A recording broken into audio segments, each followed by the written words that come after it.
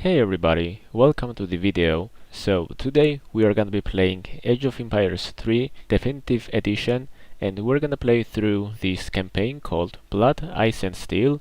I used to play this game a lot when I was a kid, and now we have a definitive edition, kinda upgraded version of Age of Empires 3. So we're gonna play through this updated campaign. The campaign itself didn't change all that much or at all. We have some new campaigns, some new modes, some new additional features in the E version of Aoe3. So as the time goes on, we might see those features, but right now let's just play through the campaign. We're gonna be playing on hard mode. So let's begin, and I'll try to do this as fast as possible, and I'll try to talk you guys through my thought process and what I do and why I do it, and try to remember all of the things that I have learned over the times. And this is gonna be a way for me to come back to the game and just reintroduce myself to the game and its mechanics, because a few things have changed in this game. Well, besides the graphics and visuals, some of the positionings of features have changed, and you can change a lot of things now in comparison to the original vanilla Aoe3. So let's just get into the campaign. We are gonna be skipping all of the cutscenes and cinematics. So let's begin and try to do this as fast as possible. Now this is not a speed run, but I'm gonna do it as fast as possible, and it might be slower because I'm gonna talk you guys through as I do everything. So let's begin. Alright, so we begin this campaign with a bit of crossbows and some few pikemen and our hero, while our villagers are gathering resources on the top side of the map. So I'm gonna order my crossbows to kill the enemy janissaries real quick. These are gonna train crossbows. This one is gonna upgrade. So we're gonna send our hero. Pikemen can wait. I'm gonna pick up the resources with my villagers. Most of them are gonna be on foot. We're gonna upgrade gold and food gathering. Gonna keybind my barracks and my crossbows because that is necessary, and that's gonna improve your performance and just make everything way easier. So gonna add the crossbows to my military group. It's okay if your hero dies because he's gonna come back up. So just gonna try to kite all the janissaries, just so that I don't lose too many crossbows. We don't have a town center, so we cannot train more villagers. So most of my villagers are gonna be on foot cause we have some excess wood. So we have 43 crossbows. My villager here is gonna gather all of the resources, all of the resource treasures, I mean. So we're gonna keep on training crossbows. We don't need to train any additional pikemen. So I wonder if I can select a villager that is gathering gold here. Okay, let's send this to gather food. And we're gonna keep our crossbows close to our base. And when the enemy sends Spahi, which are extremely effective against our crossbows, then we are still going to use crossbows mainly. And if it comes down to it, we're gonna start training a few pikemen or rodoleros, which are a better version of pikemen, I guess. They are a bit better against both infantry and cavalry.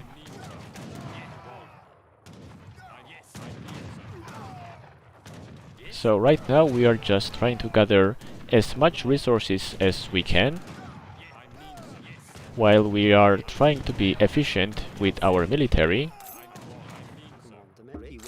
So we're gonna send this villager back to gather wood. So now we're gonna train rodoleros.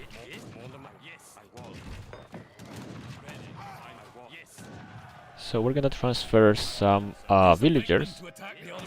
So there's Spahi. So right now we don't really need wood.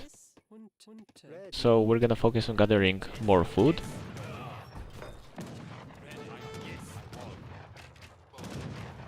So we're gonna try to kite the enemy military towards our gates.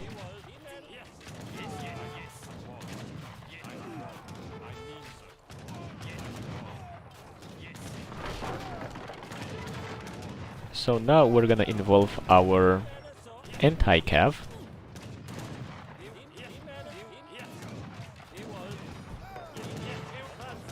So we're gonna try to micro a bit, cause that is always good.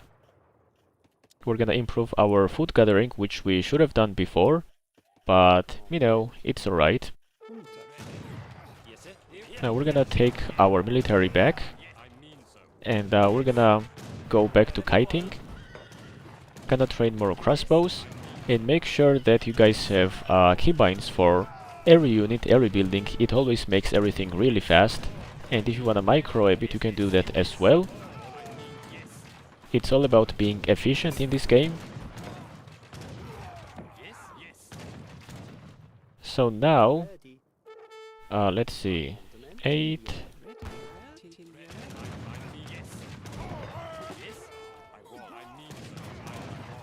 Right, so a total of 10 villagers can gather from mills.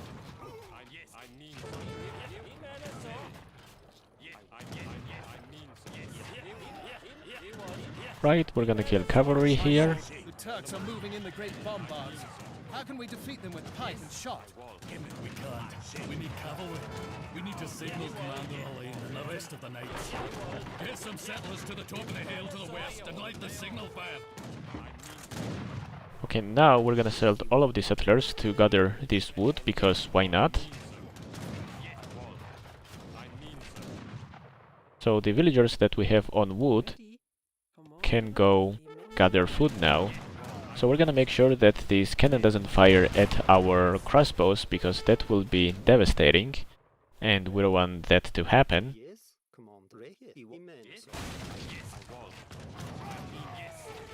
So there are gonna be enemy janissaries arriving here, try to kill our villagers,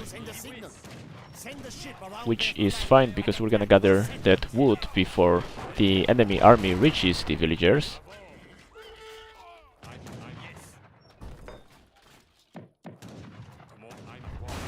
Morgan, the Ottomans are flanking to try and attack the settlers on the hill. We'll have to hurry then. So here's the enemy army. Hill and defend those settlers. If they die, So now we have enough crossbows to kinda sacrifice them to this army here, which is fine. Some of them are gonna die to the cannon, some of them are gonna die to the cavalry, but we are gonna be getting reinforcements soon. We've done it! The signal fire is burning! So we're gonna bring this back. So this military that we have, this will be just enough to hold out this army. more bombards. I hope Elaine is on his way. So we're gonna sacrifice that villager, and these are gonna go gather.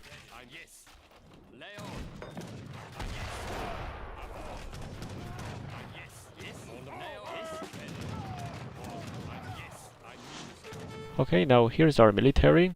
We're gonna get a bunch of, I believe, Imperial Hussars. Yeah, and we're gonna get an additional hero.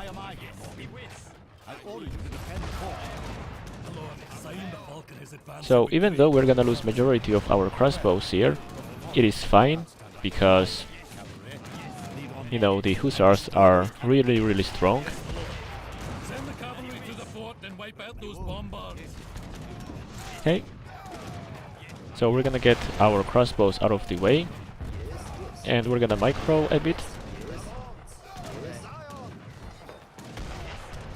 Good job. Let's get that last one. And like I said, microing is always good, and if you can't do microing, at least you can be efficient with your resources. And you know, with the combination of the microing and resource management, we managed to defeat this campaign really quickly. And right now we have an additional points to pick our cards. So let's see, we can choose a few cards here. Let's see. So in this new version of Age of Empires 3, it is kinda difficult in this campaign mode to figure out which age the cards belong to, but from my personal knowledge I don't really need that info, I just know right off the bat. So something that we will need is 4 settlers. 4 settlers is one of the strongest cards. If you don't have 5 settlers cards, then 4 settlers is the next best card.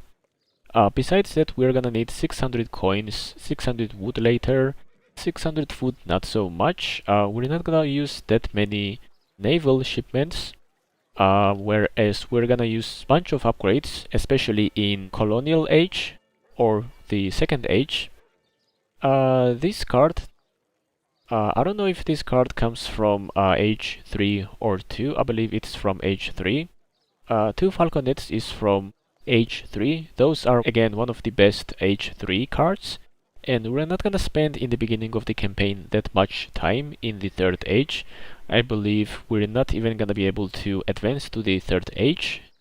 So let's see, we need decent age 2 cards. So like I said, we don't even have those cards available to us. So we're gonna choose 300 gold shipment, and then we're gonna get 600 gold. That is always useful. Gold is not always easy to get, whereas wood and food is more or so way easier to get.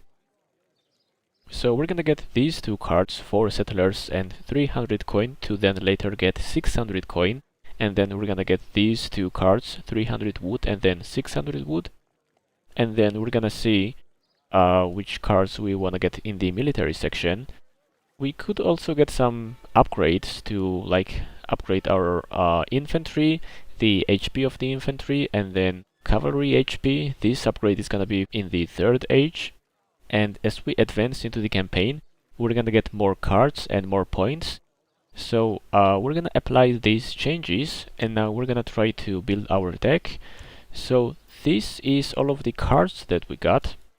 So you know, for a simple deck, this is alright. But yeah, that was pretty much it for this episode. I'm gonna be doing more episodes. Obviously, we're gonna do a full playthrough of this campaign, and then maybe later more campaigns as well. We're gonna see how it goes, and I'm gonna try to come back to the game because right now I have a lot of free time and I just got interested, so I thought it would be a good idea to come back to this game. So yeah, thanks everyone for watching, and I'm gonna see you guys in the next one. Bye bye.